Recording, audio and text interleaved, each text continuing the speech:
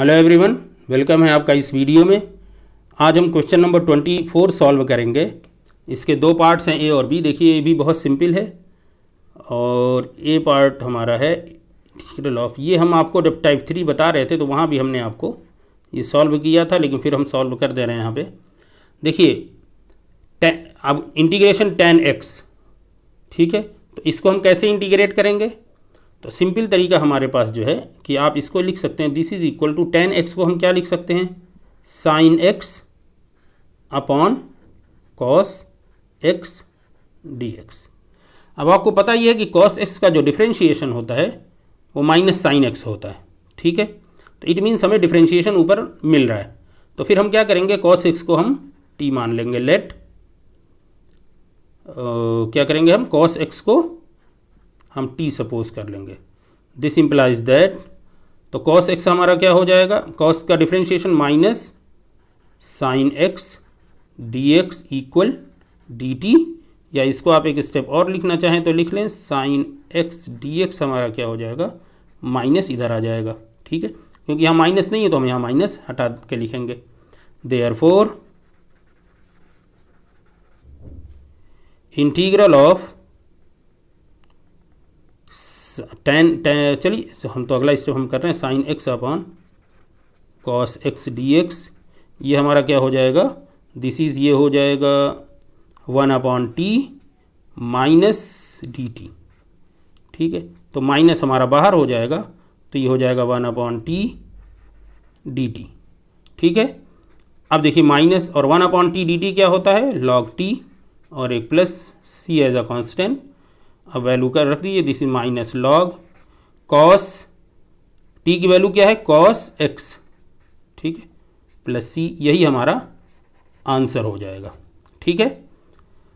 इसको अगले स्टेप में आप लिखना चाहते हैं तो एक स्टेप मैं और बढ़ा दूँ, लॉग, इसको हम कह सकते हैं कॉस x का इन्वर्स प्लस c, या इसका एक स्टेप और हो सकता है कि लॉग, इसको हम ऐसे लिख सकते हैं cos inverse x plus c, और लास्ट स्टेप इसका जो हो सकता है ये हो जाएगा लॉग।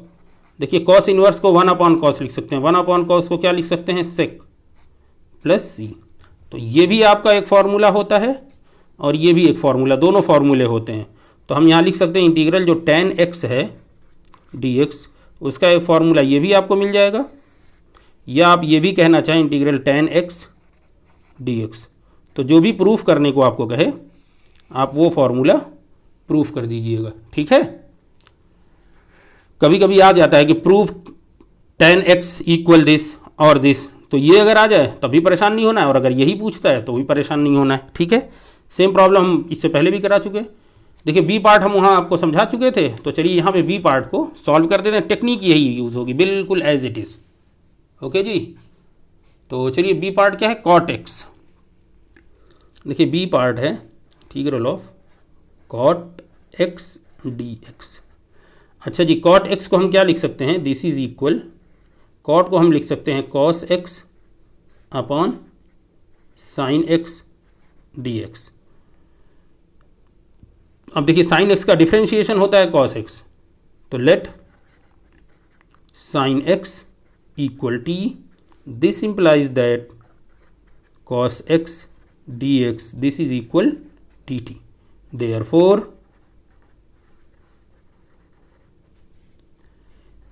अब ये हमारा जो है cos x upon sine x जो हम कर रहे थे dx, ये क्या हो जाएगा, दिस इंटीग्रल ऑफ, देखिए 1/sin, ये क्या होगा, 1/t हो गया, cos x dx dt हो गया। तो यहीं पे हमारा आंसर मिल गया log t प्लस c।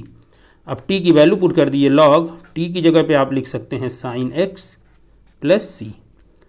तो देखिए यही हमारा इंटीग्रेशन cot x का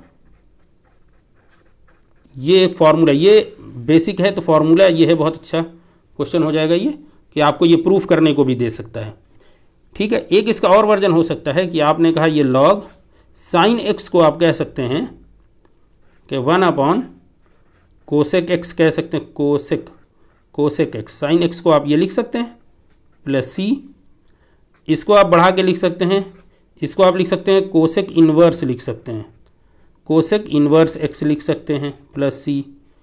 और हम ट्रिग्नोमेट्री में इसको ऐसे भी लिख सकते हैं, इसको हम लिख सकते हैं कोसेक एक्स का इन्वर्स, ऐसे भी लिख सकते हैं। ठीक है। अब लॉग की प्रॉपर्टी ये कहती है कि अगर जो लॉग के साथ जो वेरिएबल है, यहाँ वेरिएबल कोसेक एक्स पूरा, इस पर अगर कोई पावर होती है तो वो पावर यहाँ मल्टीप्लाई हो जाती है। तो ये -1 log of cosec x plus C, या आप इसको कह सकते हैं minus log cosec x plus C. ये भी एक आपका आंसर होता है। तो आपको एग्ज़ाम में ये प्रूफ के तौर पे भी दे सकता है, या आपको दे सकता है कि इसकी वैल्यू क्या होगी, तो कॉट एक्स डी एक्स। तो ये दोनों फॉर्मूले बनते हैं आपके। तो जो आपको पूछे वो कर, अगर आपको ऐसे पूछता है तो ये दोनों आप कर दीजिए, तो आपके नंबर बिल्कुल नहीं कटेंगे। ये भी आप करेंगे, नंबर कटेंगे नहीं, बट अब कोई वो कहे, लेकिन बेहतर ये होता है कि जितना अच्छा हम सवाल को रिप्लाई कर सकें उतना अच्छी तरीके से हमें करना चाहिए। ठीक है जी, चलिए फिर मिलते हैं अगली वीडियो में, तब तक अपना ख्याल रखिए। Okay, good bye.